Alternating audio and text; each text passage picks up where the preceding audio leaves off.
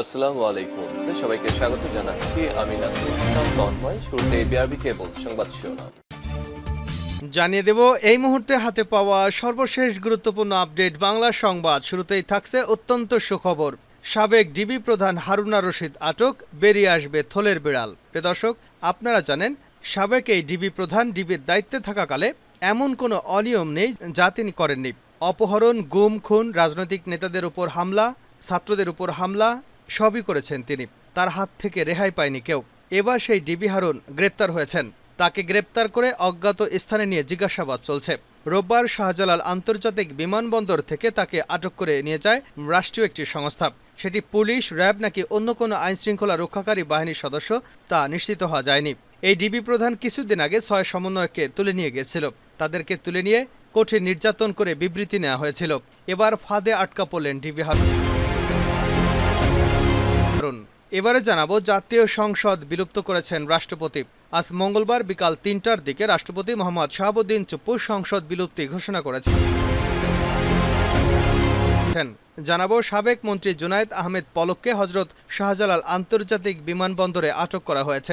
মঙ্গলবার তাকে আটক করা হয়। জানা গেছে বিমানবন্দরের কর্মকর্তা কর্মচারীরা তাকে আটক করেছে। পরে তাকে হেফাজতে নিয়েছে আইনশৃঙ্খলা রক্ষাকারী বাহিনী। এই পলক কিছুদিন আগে ইন্টারনেট নিয়ে জাতির সাথে কি তামাশাই না করেছে। একবার ফেসবুক বন্ধ, একবার টিকটক বন্ধ, একবার ইউটিউব বন্ধ। একবার বলেন ক্যাশ সার্ভার পুড়ে গেছে, আবার বলেন ইচ্ছা করে বন্ধ করে রেখেছি। এভাবে জাতির সঙ্গে নাটক করেছেন জুনায়েদ আহমেদ পলক। এবার ধরা পড়েছেন আইনশৃঙ্খলা রক্ষাকারীর বাহিনীর হাতে। এদিকে কর্মবিরতিতে মাঠ পর্যায়ের পুলিশ। শেখ হাসিনা সরকারের পতনের দাবিতে সম্প্রতি ছাত্র জনতার সঙ্গে পুলিশ ও আওয়ামী লীগ নেতাকর্মীদের সঙ্গে সংঘর্ষে আন্দোলনকারীদের পাশাপাশি অনেক পুলিশ সদস্য নিহত হয়েছেন। ঢাকা সহ দেশের বিভিন্ন জেলায় কয়েকশো থানা ও পুলিশ স্থাপনা অগ্নিসংযোগ ও ভাঙচুর করা হয়েছে। সরকার পতন ও দেশ ত্যাগের পর থেকে আতঙ্কে ও জীবনের নিরাপত্তাহীনতায় ভুগছে পুলিশ সদস্যরা। গতকাল সোমবার সরকার পতনের পর পুলিশ সদর দপ্তরে অগ্নিসংযোগ করা হয়েছে। এমন অবস্থায় জীবনের শঙ্কায় 9 দফা দাবি জানিয়ে কর্মবিরতি ঘোষণা করেছে বাংলাদেশ পুলিশের অধস্তন কর্মচারী সংগঠন বাংলাদেশ পুলিশ অ্যাসোসিয়েশন। জানিয়ে দেব তারেক রহমান কবে ফিরবেন যা জানালেন মির্জা ফখরুল। বিএনপির মহাসচিব মির্জা ফখরুল ইসলাম আলমগীর বলেছেন, আমি দৃঢ়তার সঙ্গে বলতে চাই যে 24 ঘন্টার মধ্যে নির্দলীয় সরকার গঠনের কাজ সমাধান করতে হবে। আমি রাষ্ট্রপতির কাছে আহ্বান জানাচ্ছি, কাল বিলম্ব না করে আপনি আজকের মধ্যে দয়া করে বিলম্বে এই সংসদ ভেঙে দিয়ে অন্তর্বর্তীকালীন নিরপেক্ষ সরকার গঠন করুন। অন্যথায় দেশে আবার রাজনৈতিক শূন্যতা দেখা দিতে পারে। এবং সর্বশেষ জানাবো কাশিমপুর কারাগারে উত্তেজনা, গুলির শব্দ। কাশিমপুর কারাগারে হাই সিকিউরিটি কেন্দ্রীয় কারাগারের ভেতরে হঠাৎ উত্তেজনা দেখা দিয়েছে। ভেতরে থাকা আসামিরা এই উত্তেজনা সৃষ্টি করেছে বলে জানা গেছে। এ সময় ভেতরে গুলির শব্দ শুনে কারা ফটকের বাইরে সাধারণ মানুষ ও মুক্তি পাওয়া আসামিদের স্বজনরা ভিড় শুরু করেছে। এতে উত্তপ্ত হয়ে ওঠে কারা ফটক। এতক্ষণ শিরোনাম শুনছিলেন, এবার বিস্তারিত। প্রিয় দর্শক, আপনি যদি এই চ্যানেলে নতুন হয়ে থাকেন, ভিডিওটি দেখতে দেখতে চ্যানেলটি সাবস্ক্রাইব করে আমাদের সঙ্গেই থাকুন। আর এই ভিডিও সম্পর্কে আপনি আপনার মূল্যবান মতামতটি কমেন্ট বক্সে জানিয়ে দিন। আর হ্যাঁ প্রিয় দর্শক, জানিয়ে দিন ভিডিওটি কোথা থেকে দেখছেন। সাবেক ডিবি প্রধান হারুন আটক, বেরিয়ে আসবে থলের বিড়াল। ঢাকা মহানগর পুলিশের ডিএমপির অতিরিক্ত কমিশনার ক্রাইম হারুনা রশিদকে আটক করা হয়েছে। তাকে অজ্ঞাত স্থানে নিয়ে জিজ্ঞাসাবাদ চলছে। রোববার শাহজালাল আন্তর্জাতিক বিমানবন্দর থেকে তাকে আটক করে নিয়ে যায় রাষ্ট্রীয় একটি সংস্থা। সেটি পুলিশ, র্যাব নাকি অন্য কোনো আইনশৃঙ্খলা বাহিনীর সদস্য তা নিশ্চিত হওয়া যায়নি। সূত্র জানায়, কার নির্দেশে ডিবি প্রধান থাকা অবস্থায় হারুনা রশিদ বৈষম্য বিরোধী ছাত্র আন্দোলনের 6 সমন্বয়ককে তুলে নিয়ে আটক রেখেছিলেন। তাদের কাছ থেকে জোর করে বিবৃতি আদায় করেছিলেন। ছাত্র জনতার আন্দোলন দমনে নির্বিচারে ঘরে ঘরে ডিবি পুলিশ পাঠিয়ে মানুষ তুলে আনার কাজটি করেছেন। রাজনৈতিক সহ জনগণের সঙ্গে বেপরোয়া আচরণ করেছেন সেটি জানার চেষ্টা করা হচ্ছে। 6 সমন্বয়কের সঙ্গে দেখা করতে গেলে সাবেক স্বরাষ্ট্র প্রতিমন্ত্রী সোহেল তাজকে দেখা করতে দেননি অতিরিক্ত আইজিপি হারুন। তখন বলেছিলেন, ঊর্ধ্বতন কর্তৃপক্ষের নির্দেশ ছাড়া দেখা করা সম্ভব নয়। তাদের কবে ছাড়া হবে জানতে চাইলে বলেছিলেন, ঊর্ধ্বতন কর্তৃপক্ষ যখন নির্দেশ দেবেন তখন ছাড়া হবে। সেই ঊর্ধ্বতন কর্তৃপক্ষকে সেটাও হারুনের কাছে জানার চেষ্টা করা হচ্ছে। হারুন এডিশনাল এসপি থাকার সময় 2011 সালের 6 জুলাই সংসদ ভবনের সামনে তৎকালীন বিরোধী দলীয় চিফ হুইপ জয়নুল আবেদিন ফারুককে শারীরিকভাবে হেনস্থা করেছিলেন। জাতীয় সংসদ বিলুপ্ত ঘোষণা করেছেন রাষ্ট্রপতি। জাতীয় সংসদ বিলুপ্ত করা হয়েছে। আজ মঙ্গলবার বিকাল ৩টার দিকে রাষ্ট্রপতি মোহাম্মদ শাহাবুদ্দিন সংসদ বিলুপ্ত ঘোষণা করেন।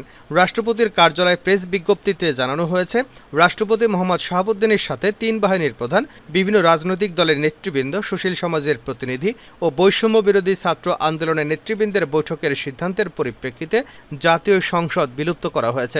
এর আগে বিকাল ৩টার মধ্যে সংসদ ভাঙার আলটিমেটাম দেয় বৈষম্য বিরোধী ছাত্র আন্দোলন। এক ভিডিও বার্তায় আন্দোলনের সমন্বয়ক নাহিদ ইসলাম বলেন, গণঅভ্যুত্থানের পরেও ফ্যাসিস্ট সরকারের সংসদ বিলুপ্ত করা হয়নি। আজ মঙ্গলবার বিকাল ৩টার মধ্যে সংসদ ভাঙা না হলে আগামীকাল কঠোর কর্মসূচি ঘোষণা করা হবে।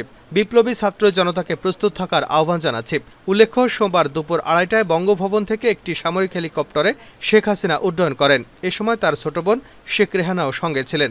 বার্তা সংস্থা এপির প্রতিবেদনে বলা হয়, শেখ হাসিনা ও তার ছোট বোন শেখ রেহানা নিরাপদ স্থানে চলে গেছেন। শেখ হাসিনা যাওয়ার আগে একটি ভাষণ রেকর্ড করে যেতে চেয়েছিলেন, তবে তিনি সে সুযোগ পাননি।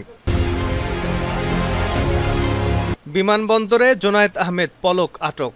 সাবেক মন্ত্রী জোনায়েদ আহমেদ পলককে হজরত শাহজালাল আন্তর্জাতিক বিমানবন্দরে আটক করা হয়েছে। মঙ্গলবার তাকে আটক করা হয়। জানা গেছে, বিমানবন্দরের কর্মকর্তা কর্মচারীরা তাকে আটক করেছেন। পরে তাকে হেফাজতে নিয়েছে আইনশৃঙ্খলা রক্ষাকারী বাহিনী। বিমানবন্দরের একটি সূত্র জানিয়েছে, শাহজালাল আন্তর্জাতিক বিমানবন্দরের ভিআইপি লাউঞ্জে অপেক্ষায় ছিলেন পলক। এ সময় বিমানবন্দরের কর্মচারীরা তাকে ভিআইপি লাউঞ্জে আটকে রাখেন। পরে বিমান বাহিনীর কর্মকর্তারা এসে তাকে আটক করেন। ছাত্র জনতার আন্দোলন শুরু হবার পর থেকে গা ঢাকা দিয়েছিলেন পলক। তিনি আছেন কিনা তা নিয়েও গুঞ্জন ছিল। এমন অবস্থার মধ্যে বিমানবন্দরে আটক হলেন তিনি। কর্মবিরতিতে মাঠ পর্যায়ের পুলিশ।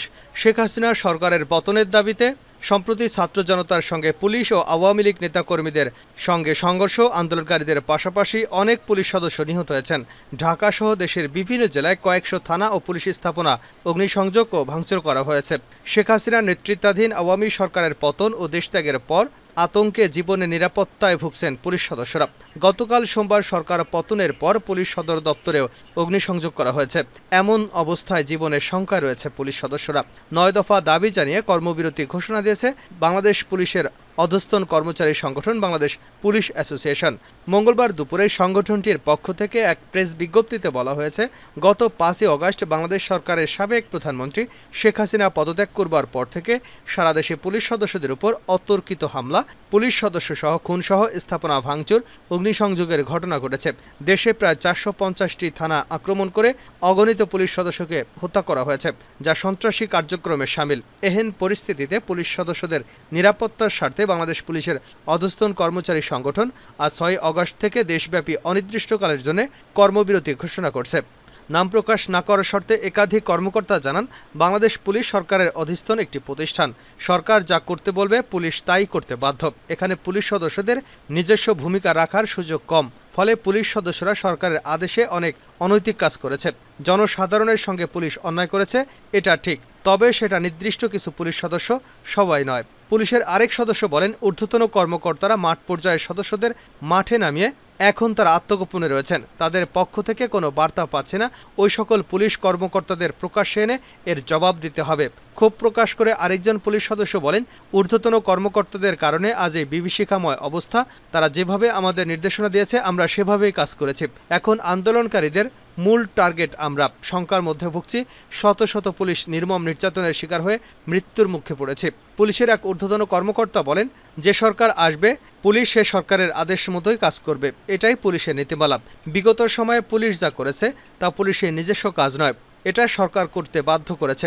আগামী যে সরকার আসবে পুলিশ জনসাধারণের জানমাল রক্ষা, আইন শৃঙ্খলা পরিস্থিতি নিয়ন্ত্রণে সরকারের আদেশ মোতাবেক কাজ করবে। তিনি আরও বলেন, আমরা দেশের জনগণের প্রতি আহ্বান জানাতে চাই, আমাদের ভুল বুঝবেন না।